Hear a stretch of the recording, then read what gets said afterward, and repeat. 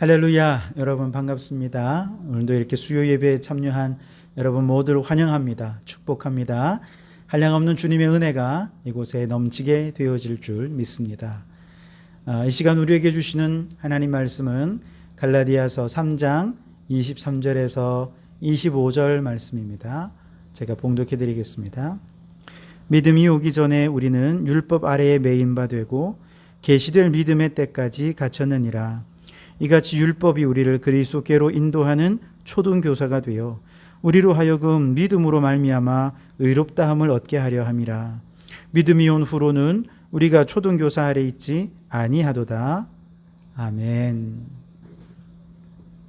한국 초대교회 이야기 오늘 9번째 시간으로 초등교사의 인도를 따라 예수께로라고 하는 제목으로 함께 말씀을 나누고자 합니다.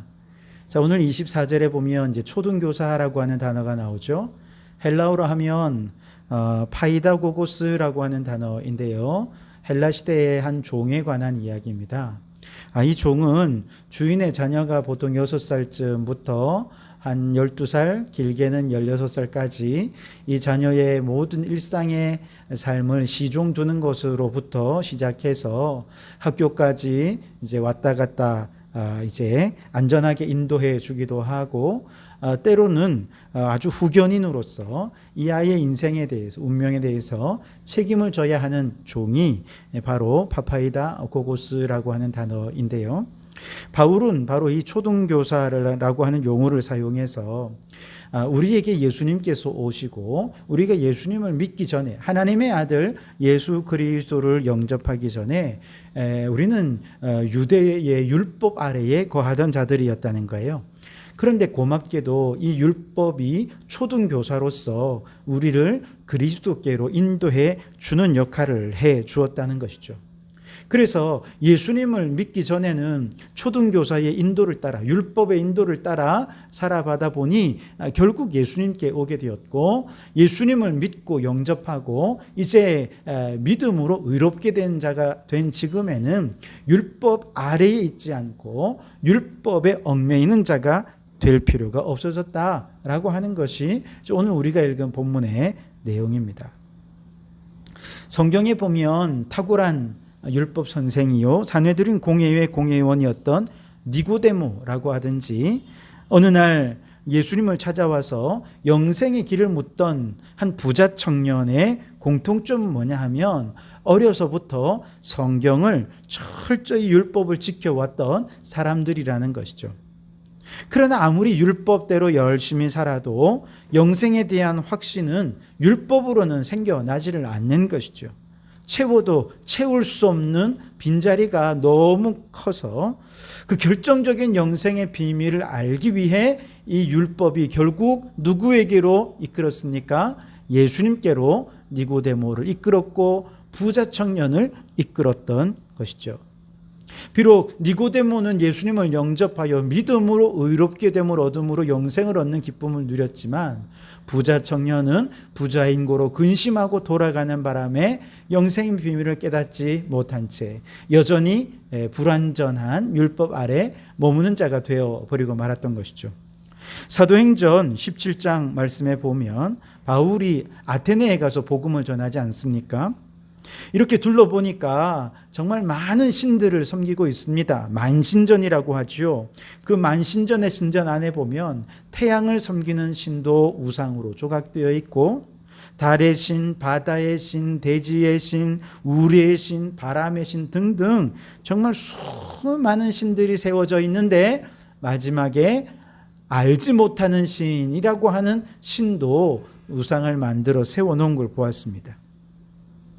왜냐하면 아테네 사람들은 여러 신들에게 자신의 삶을 의탁하면서 도움을 구하고 기도를 했지만 아무래도 안심이 안 되는 거예요. 채워지지가 않는 것이죠. 그래서 마지막에 알지 못하는 신에게까지 그렇게 빌고 나면 비로소 마음의 평안이 생기고 집으로 돌아올 수 있었다는 것이죠. 다시 말해 수많은 신들이 지극정성으로 있어도 그 많은 신들을 지극정성으로 섬긴다 해도 그 신들로부터 채워지지 않는 부분이 있더라는 거예요.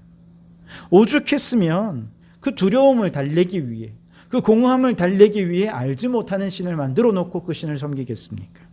바울은 바로 그 알지 못하는 신이 누구인지를 정확하게 증거하면서 온 우주 만물을 창조하신 창조주께서, 우리 하나님께서 너희들이 알지 못하고 섬기는 바로 그 신이시고, 그 하나님께서 하나님의 아들 예수 그리스도를 통해서 우리에게 구원을 주셨음을 증거했습니다.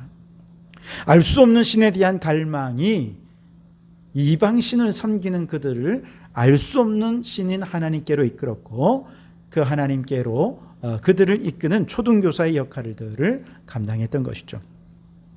기독교가 우리나라에 들어왔을 때 우리나라는 무종교의 상황이 아니었습니다. 오랜 세월 불교와 유교, 그리고 잡다한 미신적인 신앙들이 이 나라 백성들의 마음 깊은 곳에 뿌리 깊은 신앙으로 자리를 잡고 있었습니다. 이런 뿌리 깊은 종교들 때문에 기독교 복음을 전하기가 굉장히 어려웠습니다.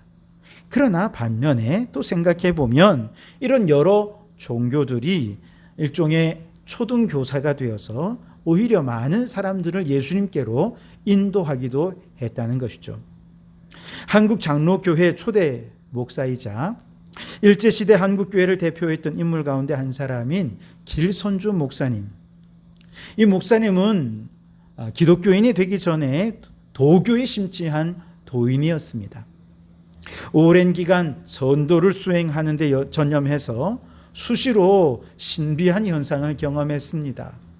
몸이 진동하고 어떤 소리를 듣고 신령한 체험을 하면서 초인적인 능력을 발휘해서 주변에서 도사라 불리기도 했죠. 그는 웬만한 시내는 그냥 뛰어서 넘었고 통나무 목침도 한 주먹에 깨부술 정도로 대단한 신통력을 지닌 사람이었습니다. 그래서 그 슬하에 많은 제자들도 있었습니다.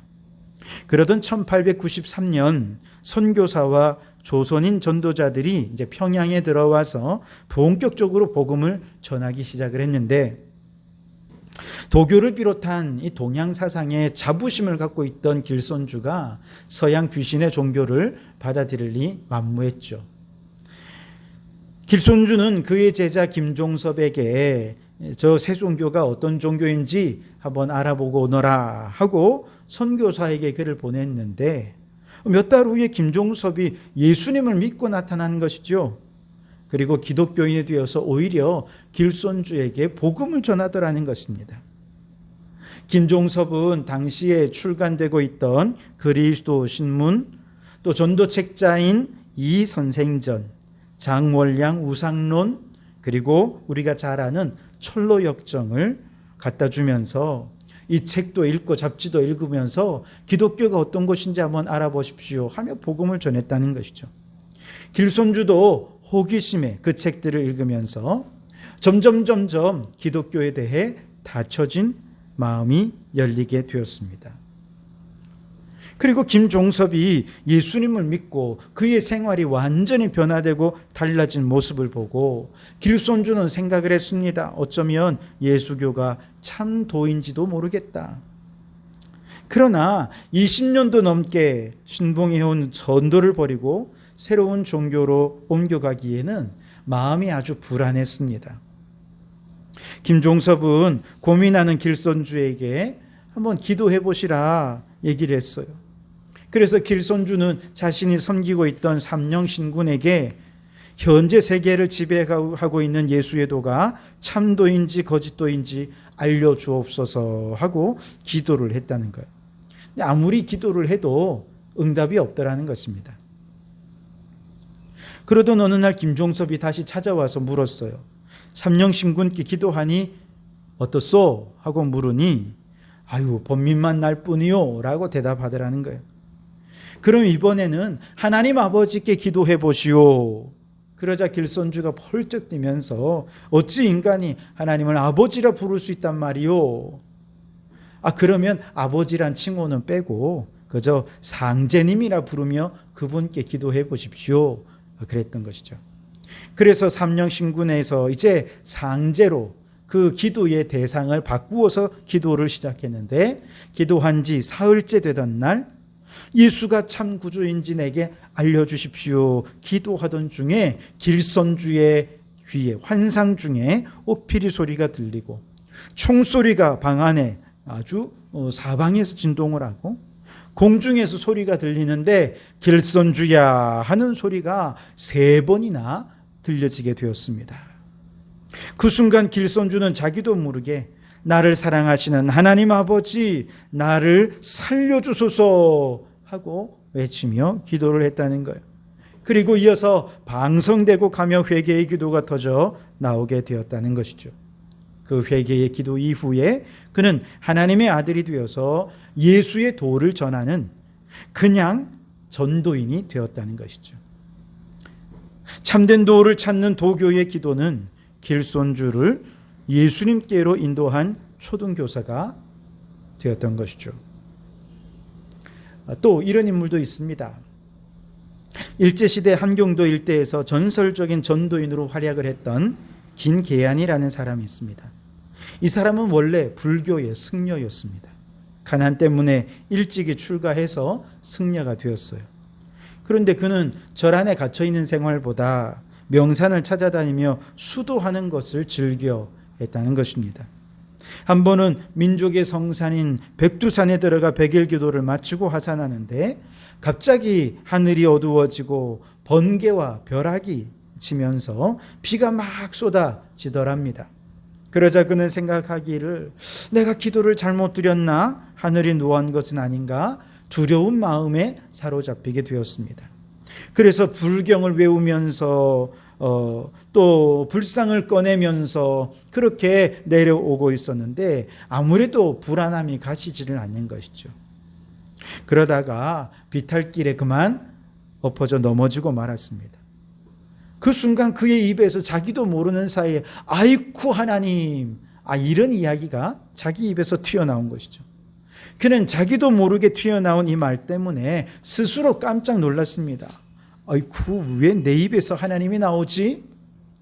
그러나 뒤에서 곰곰이 또 뒤돌아 생각해 보니 불교 승려인 내가 부처님이나 미륵님께 도움을 받아야 하는 게 마땅하지 않나? 그런데도 한 번도 들어본 적도 만나본 적도 없는 하나님이 내 입에서 나온 것은 아마 내 마음 깊은 곳에 부처님 대신 하나님이 계신 것은 아닐까? 그런 생각이 그에게 들었다는 것이죠. 절로 돌아온 그는 불경을 읽을 생각은 하지 않고 하나님을 섬기는 참 도는 없는가 하는 고민에 빠져들었습니다. 자신이 몸담고 있는 불교도 그렇고 유교나 선도, 무교도 자신이 볼 때는 여전히 참도에 미치지 못한다라고 하는 생각이 들었어요. 그러다가 얼마 후에 이제 동료 승려가 지나가며 이런 얘기를 합니다. 얼마 전에 들어온 예수교라고 하는 종교가 하나님을 믿는다라고 하는데 참 신기하다 뭐 이런 얘기를 한 거죠. 그 말을 듣자마자 김계안은 그 길로 마을로 내려갔습니다. 마침 성진읍에서 멀지 않은 애동이란 곳에 교회가 있어서 거기서 예수교를 믿는 교인들을 만났고 교인들의 소개로 선교사님도 함께 만나서 교인들과 선교사님들과 함께 만나 대화를 나누게 되었는데 그 대화 가운데서 많은 것들을 깨닫게 됩니다. 그리고 헤어질 때는 성경도 구해서 읽게 되었습니다. 사실 불교의 경전은 승려들조차 이해하기 어려운 한문투성이의 책이 아닙니까? 그런데 기독교 경전은 선교사님들이 한글로 다 번역을 해 놓았기 때문에 너무나도 쉬운 것이죠. 이 내용도 아녀자들이 쉽게 이해할 수 있을 정도로 아주 쉽게 되어 있어서 읽으면 읽을수록 감동이 된 것이죠. 그리고 무엇보다 선교사와 교인들의 생활에서 느낄 수 있는 평안함과 기쁨이 너무 부러웠습니다. 그는 늘 범민을 쫓기 위해서 고행을 해야 했고 수행을 해야 했는데 예수 믿는 사람들은 다 너무 얼굴이 밝고 행복해 보인 것이죠. 그게 부러웠어요. 그래서 그는 곧 그 근원이 하나님이시구나 하는 것을 깨닫고 비로소 예수님을 영접해서 그도 하나님의 자녀가 되었다는 것이죠. 여러분, 기독교의 복음이 우리 조선에 들어오기 전에 우리나라에 참 많은 종교들이 있었습니다. 종교들뿐만 아니라 또 학문들도 초등교사가 되는 역할을 하기도 했습니다. 일제시대에는 3.1운동 민족 대표 33인 중에 한 명이자 신사참배를 거부해서 모진 고초를 겪었고, 또 6.25 때에는 공산군에 의해서 마지막 최후의 생명을 버리게 된 신석구 목사님이라고 하는 분이 계십니다. 그는 어려서 배운 유교의 가르침을 몸소 실천했고, 젊어서는 서당의 훈장으로 유학을 가르쳤던 전형적인 조선시대의 선비였습니다. 이런 그가 나이 33이 되던 해 고향 친구인 김진우에게 전도를 받게 되었습니다. 당연히 거절했겠죠. 공자님만 말씀만 정도로 알고 있던 그에게 서양 귀신을 섬기는 기독교는 그저 위험한 종교에 불과했습니다. 그러나 그 친구인 김진우도 끈질겼습니다. 줄기차게 찾아와서 항상 종교 대토론을 벌이곤 했습니다. 그러자 신석구는 기독교를 배척할 때 배척하더라도 일단 알아야 토론도 하고 하니 좀 알고 난 다음에 제대로 배척하자 생각을 하고 신약 성경을 한 권 사서 읽었어요. 처음에 무슨 말인지 잘 이해가 안 되더라는 거예요. 그러다가 마태복음 5장에 나오는 산상순을 읽으며 아주 신선한 느낌을 받게 됩니다. 그 가운데 특별히 17절에 내가 율법이나 선지자를 폐하러 온 줄로 생각하지 말라. 폐하러 온 것이 아니요 완전하게 하려 함이라 하는 구절을 읽었는데 그 순간에는 문득 분노가 치오더라는 거예요. 내가 기독교를 적대시한 것은 기독교가 우리나라에 들어와 유교를 폐하려 했기 때문인데 우리 유교에 무슨 결함이나 있는 것처럼 그렇게 유교를 폐하고 기독교가 완전하게 한다니 말이 되는가? 라고 하며 기독교에 대해 반감이 생기더라는 것이죠. 불완전한 율법을 완전하게 하려고 유대 땅에 그리스도의 복음이 임한 것처럼 불완전한 유교를 완전하게 하려고 우리나라에 기독교 복음이 들어왔다라고 이해를 했다는 것이죠. 그리고 이렇게 생각하면서 이 신석구에게 한 가지 의문이 듭니다. 그렇다면 과연 유교는 완전한가? 라고 하는 질문이 생기더라는 것이죠. 기독교와 유교 어느 종교가 더 완전한가 비교하기 시작했습니다. 그리고 그는 이제 고민하고 자문자답하기 시작합니다. 자, 유교의 가르침이 무엇인가? 수신제가 치국평천하다. 그렇다면 유교로 우리는 수신제가 했는가? 간혹하였다. 치국평천하였는가? 못하였다 라고 하는 결론에 도달하게 됩니다. 좀 더 세부적으로 몸을 바르게 하고 가정을 잘 다스린 선비 간혹 있었다는 것이죠. 그러나 유교를 국가의 종교로 삼고 500년 넘게 다스린 이 조선은 당파 싸움과 부정부패로 얼룩져 있는 것을 그가 바라본 것이죠. 이 대목에 이르러 그는 눈이 번쩍 뜨입니다. 그렇구나. 유교는 실패한 종교구나. 유교의 모든 공자의 가르침은 실패했구나. 원인을 찾기 시작했습니다. 도대체 유교의 가르침, 공자의 가르침 자체가 잘못된 것인가? 아니면 그 가르침을 제대로 실천하지 못한 것이 문제인가? 이런 고민을 하면서 더 깊은 고민 속으로 빠져들어갑니다. 그리고 주변에 예수 믿는 사람들 이제 눈에 살펴보기 시작한 것이죠. 그렇게 이렇게 보니까 얼마 전까지만 해도 술주정뱅이에다가 싸움판에다가 게으름만 피우던 사람이 예수를 믿은 지 얼마 지나지 않아 전혀 딴판의 사람으로 술도 끊고 열심히 농사도 지으면서 복음을 전하러 다니는 모습을 쉽게 찾아볼 수 있었던 것이죠. 그 모습을 보며 기독교는 수신하였구나. 스스로의 몸을 다스렸구나 생각했습니다. 술만 마시면 싸움이 그칠 날이 없던 집안에 평안이 찾아왔습니다. 재가를 이루었다 생각한 것이죠. 그리고 예수교를 전하러 이렇게 조선에까지 와서 전도하는 선교사들의 나라들 그 본국을 보니까 미국, 영국, 캐나다, 호주 다 하나같이 강대국들인 거죠. 기독교로 다스려진 나라가 이렇게 부강한 나라가 되니 치국을 잘했구나. 그리고 더 나아가서 이런 기독교 국가들이 지금 전 세계에 전파되고 호령하고 있으니 평천하를 이루었구나라고 생각한 것이죠. 결국 공자의 가르침의 핵심인 수신제가 치국 평천하를 이룬 것은 유교가 아니라 기독교다라고 하는 결론에 이르게 됩니다. 그래서 신석구는 생각합니다. 유교에서 사람 되게 하지 못한 것을 예수교에서 사람 되게 했으니 무슨 묘리가 있다. 어느 종교든 막론하고 사람 되게 하는 것이 참된 도가 아닌가? 가령 지금 공자님이 계셔서 자기가 아무리 가르쳐도 아니 되는 사람이 다른 선생에게 가서 사람이 된다면 즐겨 그리로 보낼 것이다. 만일 다른 선생에게 간다고 시기한다면 그는 공자님이라 할 수 없을 것이다. 거기에까지 생각이 미친 것이죠. 그러자 그는 유교에서 사람 만들기 실패했지만 그 불완전한 것을 완전하게 하기 위해 오신 분이 예수님이라는 사실이 믿어지고 깨달아지게 된 것이죠. 그래서 그는 공자의 가르침을 제대로 실천하기 위해서라도 예수님을 믿어야 되겠다. 그리고 그는 기독교인이 된 것이죠. 유교에 대한 자비심으로 가득 찬 신석구는 그렇게 예수님을 믿고 구원을 받아 나중에 목사까지 되었잖아요. 공자는 그를 예수께로 인도하는 초등 교사가 되었던 것입니다. 신석구 목사님뿐 아니라 한국 최초의 신학자로 알려진 최병원 목사라든지 장락도, 김진호, 김용화, 양백전, 한석진, 길손주 등 선비 출신의 개종 1세대 사람들은 유교나 다른 토착 종교의 부족한 부분을 보완하고 완성할 정도가 바로 기독교다라고 하는 것을 확신하고 기독교로 개종한 경우가 그렇게 많았다는 것이죠. 물론 오늘 우리가 사는 이 시대는 초대교회 시대, 우리 조선의 초대교회 시대와는 많이 다릅니다.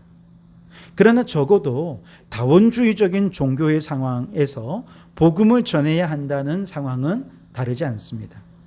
이때에 우리 그리스도인들이 무조건 타 종교는 우상이고 미신이고 지옥 백성이고 그래서 배척되어야 한 종교다 생각하면서 불교 사원에 들어가서 막 그곳에서 예배를 드린다거나 통성기도를 한다거나 이 모든 종교들을 저주하면서 기도를 한다면 그거 성숙하지 못한 모습이라는 것이죠. 오히려 전도의 문을 막는 것이 되고 말 것입니다. 오히려 먼저 타 종교를 우리는 인정해 줄 수 있어야 되겠습니다. 물론 거기에 진리가 있음을 인정하라는 얘기는 아니에요. 그 존재를 일단 인정해 주어야죠. 타 종교가 이미 이 땅에 오랜 세월 사람들의 심성 속에 뿌리 박고 있다는 것은 인정해 주어야 됩니다. 그러나 아무리 훌륭한 종교라도 인간이 만든 종교는 불완전할 수밖에 없고 그 불완전함을 완성시키기 위해 예수께서 오셨다라고 하는 방식으로 복음을 전한다면 또 더 나아가서 그렇게 예수 그리스도 안에서 거룩함에 완성된 성도들의 삶의 모습을 우리 삶을 통해서 보여줄 수 있다면 아마 그 삶을 통해 많은 사람들이 예수님을 믿고 주님께 돌아오게 되리라 생각합니다. 오랜 세월 우리 이 땅에 뿌리 박은 다른 여러 종교들은요, 그것이 초등교사의 역할을 해서 많은 사람들을 예수님께 인도하는 역할을 했습니다. 예수님이 이 땅에 들어오기 전, 기독교 복음이 들어오기 전까지 이런 종교들은 그들이 진리를 추구해 갈 수 있도록 끊임없이 참된 도를 찾아갈 수 있도록 헤매긴 했습니다만 도와주는 역할은 했어요. 그런데 이제 예수님의 복음이 이 땅에 오셨으니 초등교사의 역할은 끝난 것입니다. 이제 예수 그리스도의 복음이라고 하는 온전한 교사 아래 살아가는 삶만이 우리에게 남아있을 뿐인 것이죠. 여러분은 어떻습니까? 기독교가 들어오기 전에 이 나라 백성들의 심성 속에 깊이 뿌리 박혀 있고 지금도 이 경남과 창원 땅에 좁혀 생각해 보면 많은 사람들이 우상과 미신을 섬기지 않습니까?